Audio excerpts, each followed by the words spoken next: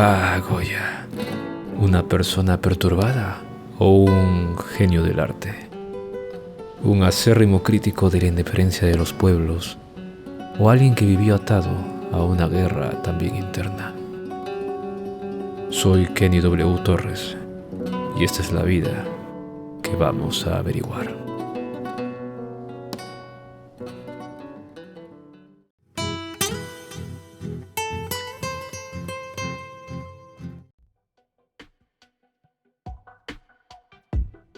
El tema de la guerra, tan antiguo como el propio arte.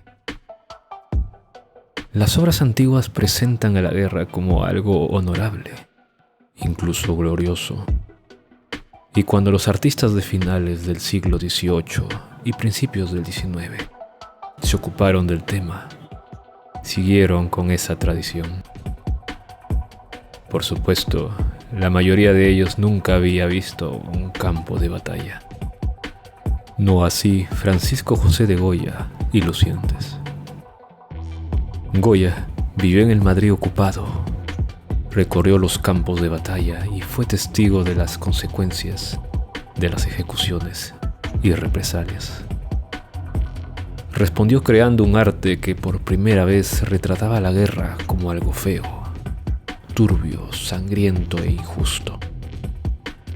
Goya pintó la amarga verdad de la guerra. Fue un destino extraño para un artista que comenzó como un pintor rococó que buscaba el éxito en la corte real española.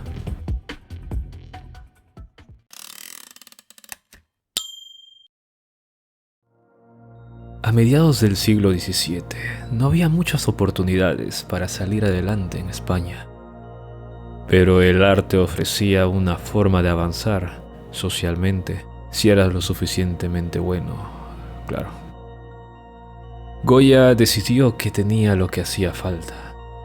Tras formarse en su ciudad natal, Zaragoza, se trasladó a Madrid en 1774 y ascendió a artista de la corte. Durante casi 20 años pintó retratos rococó y escenas campestres convencionalmente bonitas, hasta que luego enfermó.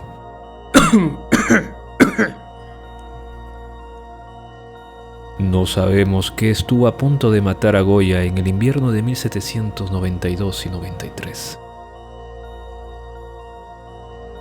Escuchaba pitidos en los oídos, sufría vértigos debilitantes y padecía desmayos y semiceguera. Su enfermedad se ha atribuido a varias causas: enfermedad de Meniere, botulismo, poliomielitis, hepatitis. Pero realmente no se sabe la causa. Quedó completamente sordo y su vida nunca volvería a ser la misma, ni tampoco su arte.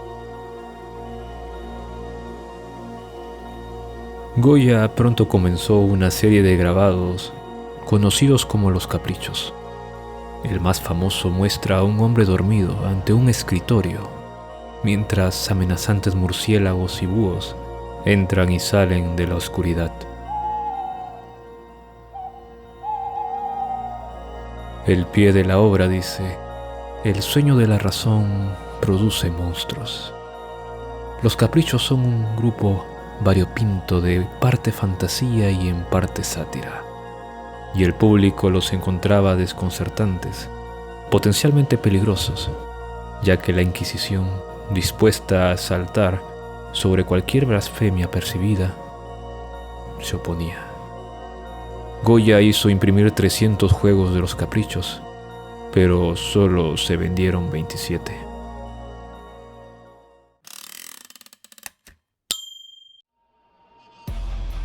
El rey nombró a Goya primer pintor real en 1799, pero la monarquía tenía los días contados. En 1807, Napoleón convenció a Carlos para que le permitiera introducir 100.000 soldados en España, con el pretexto de invadir Portugal. Entonces el príncipe heredero Fernando, que combinaba una gran estupidez con una paranoia furiosa, intentó un golpe de estado contra su padre. Aterrorizado, Carlos abdicó primero, pero luego cambió de opinión Napoleón se ofreció a negociar, si todas las partes acudían a Francia, claro está. Carlos, que no era el más listo, aceptó, y en abril de 1808, los Borbones hicieron las maletas. Con la familia real bajo su custodia, Napoleón anunció que cedía la corona española a su hermano José, un miembro de la familia real, un príncipe de 13 años. Permaneció en Madrid, por lo que Napoleón ordenó su traslado a Francia.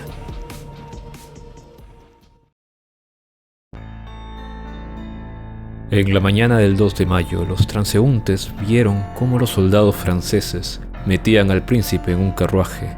De repente, los madrileños se dieron cuenta de lo que estaba ocurriendo, y la violencia estalló en toda la ciudad. Al día siguiente, los franceses empezaron a tomar represalias, acorralando a rebeldes reales e imaginarios y organizando ejecuciones masivas.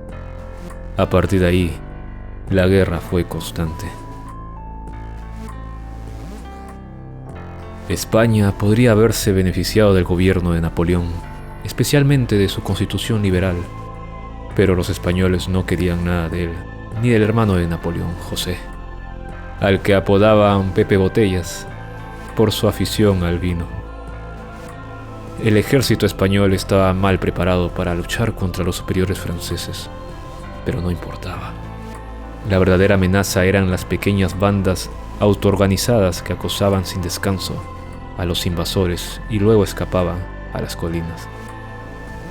Estos guerrilleros lucharon por toda España en la guerrilla o pequeña guerra, atormentando a los franceses y dando nombre a un nuevo tipo de conflicto. La guerra se prolongó durante 6 largos años.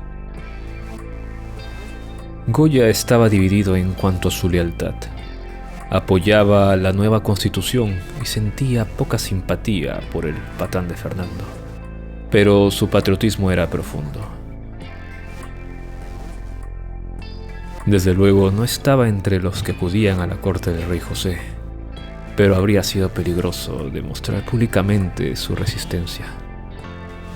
Así que pintó retratos de miembros del círculo francés y aceptó una condecoración real inventada por José. La Orden de España, conocida burlonamente por su color como la berenjena. También completó varias obras patrióticas, como El aguador y El afilador de cuchillos, que muestran el espíritu indomable de su compatriota, mientras trabajaba en una serie de grabados que eran mucho menos gamberros, conocidos como los desastres de la guerra. Los grabados exponen los horrores de la batalla. Un campesino lanza una hacha sobre un soldado francés que grita. Los refugiados caminan a duras penas por una carretera. Los cuerpos destrozados cuelgan de las ramas de los árboles. No hay nada patriótico en estas imágenes. Los españoles se muestran tan brutales como los franceses. Parece que Goya decidió que la serie era demasiado oscura y peligrosa para exponerla, así que la ocultó. Los desastres de la guerra no se publicaron hasta 1863, 35 años después de la muerte de Goya. Finalmente los franceses fueron derrotados y en 1814 Fernando regresó triunfante a Madrid. Carlos había muerto durante la guerra. Rápidamente rechazó la constitución liberal, impuso su gobierno absoluto y castigó sin piedad a los colaboradores franceses. Goya necesitaba asegurar su posición. Fernando seguramente desconfiaría, ya que Goya había aceptado ese honor de berenjena. Así que buscó un cargo para conmemorar los acontecimientos del 2 y 3 de mayo.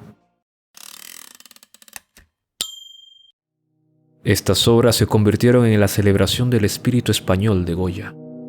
La primera, el 2 de mayo de 1808, es la menos conocida de las dos. representa uno de los conflictos espontáneos que estallaron ese día en Madrid. El cuadro más famoso, el 3 de mayo de 1808, es la obra maestra de Goya, terminada en 1814 al 15. A la derecha, una fila de soldados franceses apunta con sus fusiles a un grupo de partisanos españoles. Los españoles, agrupados a la izquierda, ocultan sus ojos, aprietan las manos o miran a sus verdugos con desesperación. En el centro, uno abre los brazos y mira a los franceses con gran desafío. Nunca se había pintado una escena semejante. Y sí, se pueden ver influencias. La posición con los brazos abiertos del español central evoca a Cristo crucificado, por ejemplo. Pero nunca antes el arte había sido tan honesto con la guerra. Se colgaron los cuadros en un lugar destacado para que sirviera de recordatorio constante del coste del conflicto. No, es algo que Fernando no se dejaría impresionar. Y los cuadros desaparecieron de los registros. Ni siquiera se expusieron hasta 1872. Pero al menos Goya estaba a salvo y podía volver a trabajar como artista de la corte. De 1819 a 1823, trabajó en la serie conocida hoy como Las Pinturas Negras.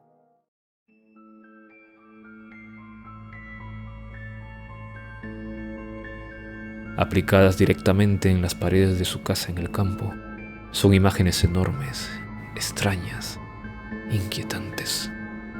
En la más conocida, Saturno devorando a su hijo, el dios desnudo con los ojos muy abiertos por la locura, muerde los mimeos ensangrentados de su vástago. Algunos críticos han sugerido que el propio Goya está un poco loco en estos años, pero la evidencia en sus cartas contradice esta noción. La desastrosa política de Fernando estuvo a punto de arruinar a España, y finalmente Goya se hartó. Con la excusa de que necesitaba visitar unas termas francesas por su salud, solicitó un pasaporte y llegó a Burdeos en 1824. No hablaba francés, pero no importaba. Después de todo, era sordo. Lo cuidaron su ama de llaves y amante, Leocadia, y la hija de esta, Rosario, que podría ser su hija. Los datos aún no son tan concluyentes. Goya murió 2 semanas después de sufrir una apoplejía en abril de 1828, a la edad de 82 años. Aunque no dejó seguidores inmediatos, influyó en artistas posteriores, especialmente en los del siglo XX, los modernistas, que apreciaron su voluntad de enfrentarse a los horrores del mundo moderno, y a los realistas sociales, que creían que el arte debía denunciar las injusticias. Incluso al día de hoy no se sabe qué hacer con Goya, cómo reconciliar al pintor de la corte con el satírico de los caprichos, el realista del 3 de mayo, el fantasioso de Saturno devorando a su hijo. Y es que simplemente no encaja en ninguna categoría o escuela artística. Ese arte no encaja bien en los museos, donde su brutal realismo cuelga incómodamente entre las naturalezas muertas y los paisajes.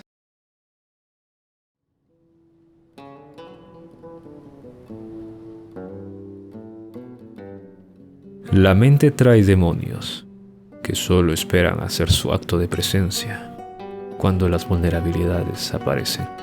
Diría que Goya no fue en contra de esa regla y fue su arte su medio de escape, pero que sin desearlo cautivó y seguirá cautivando por un buen tiempo.